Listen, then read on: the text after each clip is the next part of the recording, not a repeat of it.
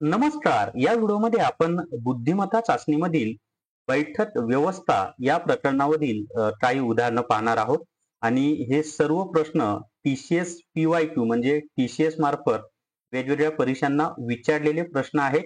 Video शेवटपर्यंत पहा. तुम्हाला खूप छान पद्धतीनं या प्रश्नांची उत्तरं मी सोडून दिलेली आहेत. तर सुरुवातीला एक छोटीशी जाहिरात. जर तुम्हाला माझ्याकडून बुद्धिमत्ता चाचणी हा विषय शिकायचा असेल तर प्ले स्टोअरवरून विठ्ठल जोशी ॲप डाउनलोड करा आणि बौद्धिक चाचणी रेकॉर्डेड व्हिडिओ कोर्स विकत घ्या. फक्त ₹600 मध्ये संपूर्ण बुद्धिमत्ता चाचणी तुम्हाला शिकता येईल. प्लस त्याच्यामध्ये म्हणजे बुद्धिमत्ता चाचणीचे प्रत्येक टॉपिकचे उदाहरणं सुद्धा भरपूर सोडवण्यासाठी ई-बुक सुद्धा दिलेलं आहे. तर प्ले स्टोअरवरून विठ्ठल जोशी ॲप डाउनलोड करा आणि बौद्धिक चाचणी रेकॉर्डेड व्हिडिओ कोर्स विकत घ्या. पहिला प्रश्न आहे, एका गोलमेज परिषदेत 6 व्यक्ती एका टेबलाच्या केंद्राकडे तोंड करून बसलेले आहेत. त्यांची नावे आहेत Andy, Bob, Charles, Douglas, Elena आणि फ्रेड. बॉब हा चार्ल्स आणि एलेनाच्या मध्ये आणि अँडीच्या समोर बसलेला आहे. डगलस एलेनाच्या डावीकडे बसलेला आहे. डगलसच्या डाव्या बाजूला बसलेली तिसरी व्यक्ती कोण आहे? असा तो प्रश्न आहे. आता या स्वरूपाचे प्रश्न सोडवताना काय करायचं माहिती आहे का? जेव्हा तुम्ही बैठक व्यवस्थेचे प्रश्न सोडवताना त्यावेळेला तुम्हाला 2 स्वरूपाच्या आकृत्या एकाच वेळेला काढाव्या लागतील. आता हे वर्तुळ आहे की नाही, म्हणून आपण काय करूया की 2 वर्तुळ या ठिकाणी सुरुवातीला काढूया.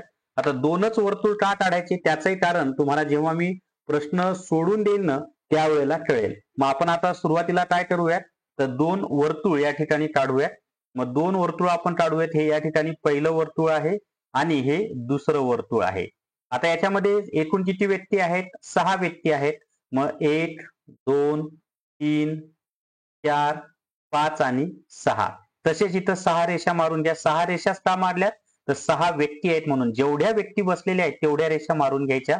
1, 2, 3, 4, 5 आणि 6. आता पुढे पहा. हे सर्वजण कुठे बसलेले आहेत? तर टेबलाच्या केंद्राकडे तोंड करून बसलेले आहेत. ओके. आता दिलेली माहिती पहा. बॉब हा चार्ल्स आणि एलेनाच्या मध्ये आहे. मग समजा आता या ठिकाणी जर आपण बॉब पकडला, तर एकतर एलेना इथे असेल. एलेना इथं असेल तर चार्ल्स या ठिकाणी असेल. कारण बॉब हा एलेना आणि चार्ल्सच्या मध्ये आहे.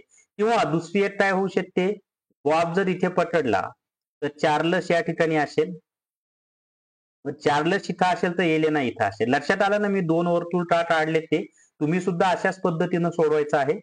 पुढे पहा, एलेनाच्या मध्ये आणि अँडीच्या समोर बसलेला आहे. म्हणजे बॉबच्या समोर कोण असणार आहे? अँडी असणार आहे. इथे बॉबच्या समोर कोण असणार आहे? अँडी असणार आहे. पुढे काय दिलंय? डगलस एलेनाच्या डावीकडे बसलेला आहे. आता केंद्राकडे जर तोंड असेल तर याची डावी बाजू ही झाली, एलेनाची डावी बाजू ही झाली आणि उजवी बाजू ही झाली. बरोबर आहे? मग डगलस हा एलेनाच्या डावीकडे बसलेला आहे. म्हणजे एलेनाच्या डावी बाजू म्हणजे ही खालची बाजू झाली. इथं कोण बसलेला आहे? डगलस. मग आता या ठिकाणी पहा, जर तुम्ही व्यवस्थित विचार केला, इथं एलेना आहे. एलेनाच्या डाव्या बाजूला इथं बॉब आहे. म्हणजे ही आकृती येणार नाही. कारण स्पष्ट दिलंय डगलस हा एलेनाच्या डावीकडे बसलेला आहे. मग डगलसच्या डाव्या बाजूला बसलेली तिसरी व्यक्ती कोण? आता इथं पहा, आपले 5 नावं झाले. 6वं नाव लिहिणं सोपं आहे. चार्ल्स झालेला आहे. त्याच्यानंतर डगलस झालेला आहे, एलेना झालेला आहे, बॉब झालाय, अँडी झालाय. म्हणजे इथं कोण असणार आहे? फ्रेड असणार आहे. आपल्याला विचारले काय? डगलसच्या डाव्या बाजूला बसलेली तिसरी व्यक्ती कोण? मग डगलस ही त्याची डावी बाजू झाली. पहिली व्यक्ती अँडी, दुसरी व्यक्ती फ्रेड आणि तिसरी व्यक्ती आहे चार्ल्स. तर 4 नंबरचं त्याचं उत्तर आहे चार्ल्स. तर इतकी सोपी पद्धत आहे अशा 2 आकृत्या काढायच्या. जी माहिती दिली त्या माहितीनुसार माहिती भरत जायची आणि मग त्या जी आकृती योग्य असेल ती आकृती ठेवायची, दुसरी आकृती कॅन्सल करायची आणि उत्तर काढायचं आहे. आवडला असेल तर व्हिडिओला सर्वांनी लाईक करा, शेअर करा. दुसरा प्रश्न आहे, ए, बी, सी, डी आणि ई ही 5 मुले एका ओळीत उत्तर दिशेला तोंड करून बसलेली आहेत. कोणत्या दिशेला तोंड करून बसलेली आहेत? उत्तर. अ, पण त्यांचा क्रम हा दिल्याप्रमाणे असेलच असे नाही. ए हा बी आणि डी यांच्या मध्यभागी बसलेला आहे.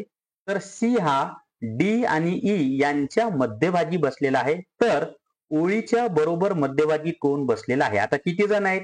5 मुले आहेत. उत्तर दिशेला टोन करून बसलेत. मग 1, 2, 3, 4 आणि 5 मुले. आता उत्तरेला तोंड असेल तर ही डावी बाजू असते आणि ही उजवी बाजू असते. परत 2 आकृत्या काढा. 1, 2, 3, 4 आणि 5. आता काय दिलेली माहिती आहे आपल्याला? ए हा बी आणि डी यांच्यामध्ये आहे.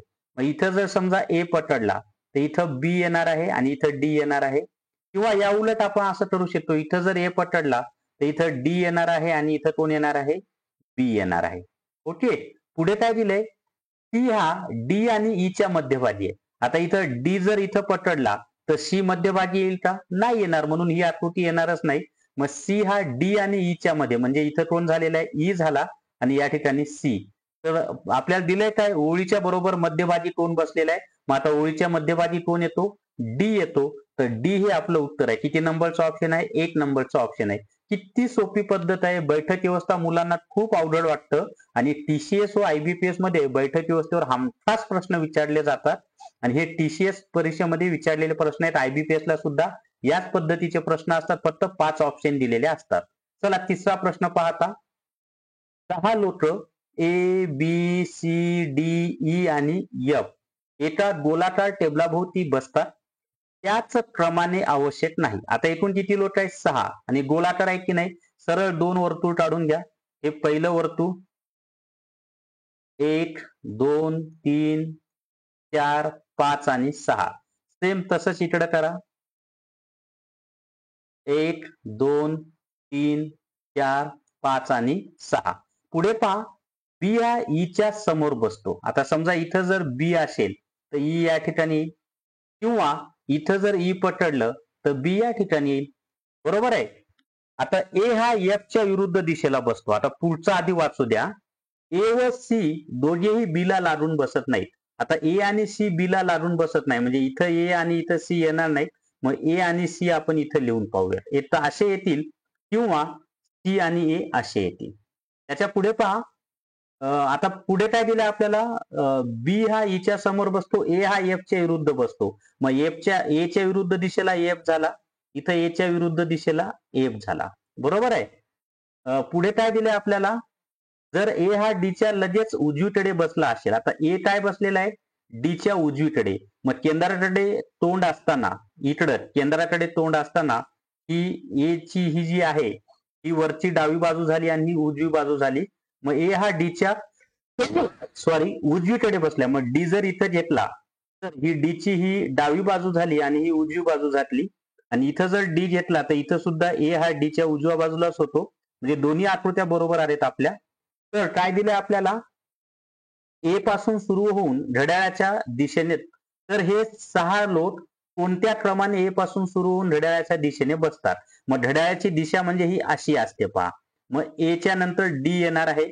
डी नंतर बी येणार आहे. मग ए नंतर डी, डी नंतर बी, 2 आणि 3 मध्ये 1 नंबर आणि 4 नंबर तर उडालं. ए डी बी, ए डी बी च्या नंतर एफ येतो. मग बी च्या नंतर एफ 3 नंबर मध्ये येतं. 3 नंबरच तुमचं उत्तर आहे. क्रम कसा असणार आहे? ए नंतर डी नंतर बी नंतर एफ नंतर सी नंतर ई असा तो क्रम असणार आहे. हे शेवटचं ई आहे बरं का. तर असा तो क्रम असणार आहे. तर 3 नंबरचं आपलं उत्तर आलेलं आहे. समजलंय सर्वांना? एकदम सोप्या पद्धतीनं मी तुम्हाला सांगितलं. A D B F C E, A D B F C E हे आपलं उत्तर आहे. अजून आपल्याला प्रश्न पाहिजे, पण एक छोटीशी जाहिरात. जर तुम्हाला अंकगणित आणि बुद्धिमत्ता चाचणीचा अभ्यास करायचा असेल तर सर्वच परीक्षांसाठी मग काय करा, 880606068618 या व्हॉट्सअपच्या नंबरवर मेसेज करा. विठ्ठल जोशी सरांची दोन्ही पुस्तकं आहेत. तुम्हाला घरपोच मिळतील, पुस्तकाच्या दुकानावर मिळत नाहीत. या व्हॉट्सअप नंबरवर मेसेज करा व्हॉट्सअपला, पत्ता पाठवा आणि याचे म्हणजे सर्व माहिती दिली जाईल. पेमेंट केल्यानंतर तुम्हाला घरपोच दोन्ही पुस्तकं मिळून जातात. चला पुढचा प्रश्न पाहूया. पुढचा प्रश्न आहे, 6 मुले P, Q, R, S, T आणि यू सलग बसले आहेत. त्याच क्रमाने आवश्यक नाही. पी हा आर आणि क्यू मध्ये नेमका बसतो. पी हा क्यू आणि यू मध्ये नेमका बसतो.